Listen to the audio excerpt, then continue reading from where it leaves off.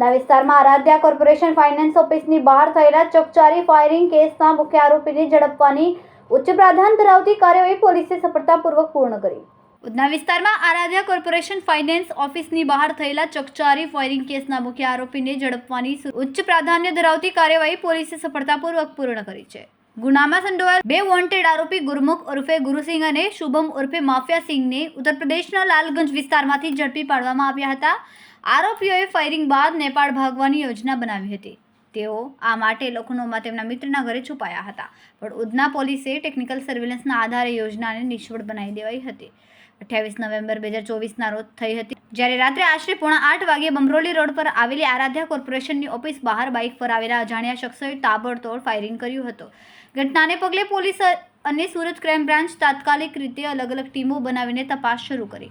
તપાસમાં ખુલ્યું કે મુખ્ય આરોપી ગુરમુખે ફરિયાદી દીપક પવાર પાસે વારંવાર ઉધાર નાણાં માંગ્યા હતા। નાણાં આપવાની ના પાડતા ગુરમુખ અપમાનિત થયો હતો અને આથી ગુરમુખે પોતાના પિતા અને મિત્રોની મદદથી ગુનાને અંજામ આપ્યો હતો।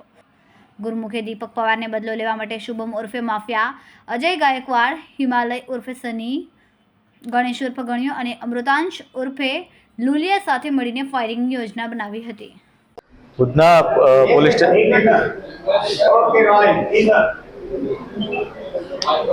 પોલીસ સ્ટેશન વિસ્તારમાં વેલકમ પાન સેન્ટરની આગળ જતા એક જગ્યાએ ફાઇનાન્સની ઓફિસ છે। આ ફાઇનાન્સની ઓફિસ પાસે થોડા દિવસ અગાઉ ફાયરિંગ થયું હતું। આ ફાયરિંગ કરનાર તરીકે બે વ્યક્તિઓ હતા, જેમાં એકનું નામ ગુરુમુખ ઉર્ફે ગુરુ સન ઓફ કૃપાલસિંહ ચીખલીગર છે અને એકનું નામ શુભમ ઉર્ફે માફિયા સન ઓફ ધીરેન્દ્રસિંહ રામકલોલસિંહ છે। આ બંને વ્યક્તિઓએ જે ફાઇનાન્સ સરની ઓફિસ છે એના ઉપર ફાયર કર્યું હતું। આ ફાયર કરવાનો ઈરાદો એ લોકોનો જે ત્યાં દીપક પવાર કરીને ફાઇનાન્સર છે એના ઉપર જાનલેવા હુમલો કરવાનો હતો અને જે અનુસંધાને પોલીસે એટેમ્પ્ટ ટુ મર્ડરની કલમો લગાવી અને આર્મ્સ એક્ટની કલમો લગાવી અને ગુનો દાખલ કર્યો હતો। આ બનાવ અનુસંધાને તરત જ ઉધના પોલીસ સ્ટેશનની સર્વેલન્સ ટીમ, આ ઉપરાંત સુરત શહેરની ક્રાઇમ બ્રાન્ચ અને અન્ય અધિકારીઓ ત્યાં હાજર થયા હતા અને એ લોકોએ સમગ્ર બનાવનું ઓબ્ઝર્વેશન કર્યું હતું અને જુદી જુદી ટીમો બનાવી અને કામગીરી શરૂ કરી હતી। અત્યાર સુધી આ કામગીરીમાં 4 આરોપીઓ પકડાયા હતા અને અન્ય જે 2 આરોપીઓ હતા, જે મુખ્ય આરોપી તરીકે છે આમાં, કે જેઓએ ફાયરિંગ કર્યું હતું, એ પકડવાના બાકી હોવાથી અમારી જે ઉધના સર્વેલન્સ ટીમ છે એ ઉધના પીઆઈના સીધા સુપરવિઝન હેઠળ કામગીરી કરી રહી હતી। આ જે 2 આરોપીઓ છે પોલીસથી ખૂબ જ ચતુરાઈપૂર્વક દૂર ભાગી રહ્યા હતા।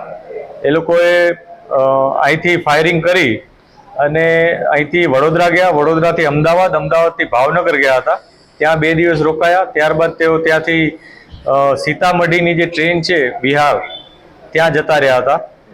એ ટ્રેન મારફત એ લોકો સીતામઢી પહોંચ્યા। ત્યાંથી એ લોકોનું આયોજન નેપાળ પહોંચવાનું હતું, પરંતુ થોડાક પૈસાની એમની કમી હોવાથી એ લોકો ફરી પાછા લખનઉ પોતાના એક મિત્રને ત્યાં આવ્યા હતા।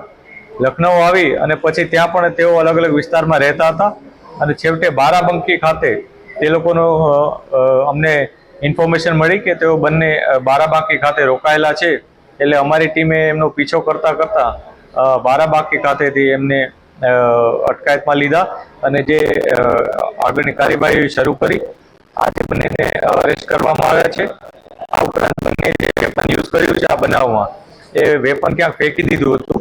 તે વેપન ક્યાં છે એ માટે પણ અમે ઇન્ક્વાયરી કરી રહ્યા છીએ અને એના માટે અમારે જે ફર્ધર પોલીસ કસ્ટડી હોય એના માટે પણ અમે પ્રયાસ કરીશું। જે આરોપીઓ છે, અત્યારનું જે પ્રાથમિક ઇન્ટ્રોગેશન થયું છે એમાં એ લોકોને ફાયરિંગ કર્યા બાદ ખ્યાલ આવ્યો હતો કે પોલીસ એમની પાછળ જરૂર પડશે, એટલે એ લોકો તરત જ ત્યાંથી નાસી અને વડોદરા થઈ અને આગળ જતા રહ્યા હતા। નેપાળ જવાનું કારણ એ હતું કે એમને એવું હતું કે એકવાર ભારતની બોર્ડર ક્રોસ કરી લે પછી એ લોકો નેપાળમાં કોઈ પણ જગ્યાએ અજ્ઞાત જગ્યાએ સંતાઈ જશે અને પછી ક્યારેક પણ જ્યારે એમને અનુકૂળ પડે ત્યારે પરત આવવાનું એમનું પ્લાનિંગ હતું।